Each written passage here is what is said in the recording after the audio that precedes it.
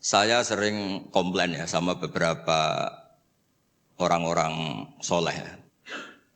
Saya komplain betul, bukan komplain nanti komplain betul. Dia itu ngijazahi saya wiridan la ilaha illallah panjang terus ruwet. Terus saya nggak hafal-hafal, saya dimarahin.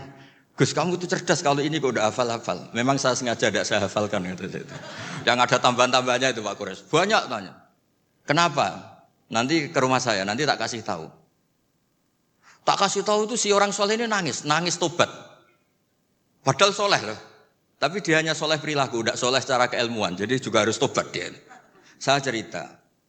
Di antara perlawanan ahli hadis adalah kalau hadis itu ditambahin. Misalnya gini, mangqala la ilaha illallah mi'ata marrah dakhalal jannah. Jika kalau bapak kamu meninggal baru baca la ilaha 50 kali, wah sayang tidak sampai 100 sudah mati. Jadi berkahnya tidak ada hitungan itu luar biasa.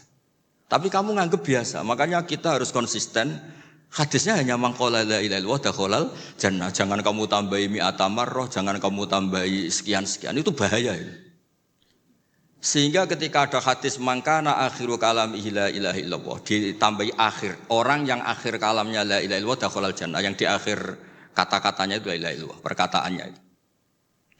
Itu ada orang mau mati, sudah mafatkan la ilaha illallah. Tapi terakhir terus bilang, jangan lupa ya BPKB-nya ditebus. Itu anaknya susahnya itu minta ampun.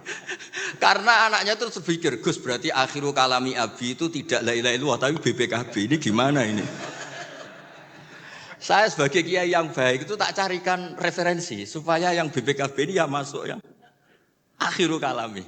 Ini cerita kebaikan saya di depan Pak Kores. Gak apa-apa cerita kebaikan. Daripada gak diakui mendingan diceritakan supaya itu. Tak cari, itu riwayatnya Abi Dawud dan beliau sendiri dalam menambahi akhiru kalami. Di riwayat yang lain itu gak ada akhiru kalami, cukup mangqala la ilaha illallah dakhalal jannah. Karena itu bikin keresahan, kata akhiru kalami itu bikin keresahan. Ada yang akhir kalamnya BPKB, sertifikat. Ada yang akhir katanya nasib-nasib, apalah. Pokoknya banyak yang tidak akhiru kalami. Sehingga keilmuan hadis itu harus dijaga. Makanya kata Imam Muslim, Sahihain itu Bukhari Muslim.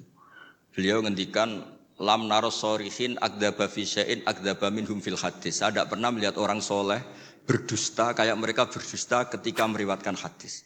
Ini penting saya utarakan supaya orang itu enggak gampang terjebak sama riwayat-riwayat enggak jelas. Tafsir itu menjadi kacau itu gara-gara riwayat-riwayat yang tidak jelas. Maka ini ada Prof. Kures yang sangat-sangat menekuni tafsir. Jadi penting. Jadi mengkhidmati orang Islam itu dimulai dari cara pandang. Kenapa saya menjadi orang baik? Itu sederhana sebetulnya. Karena mengakui hukum.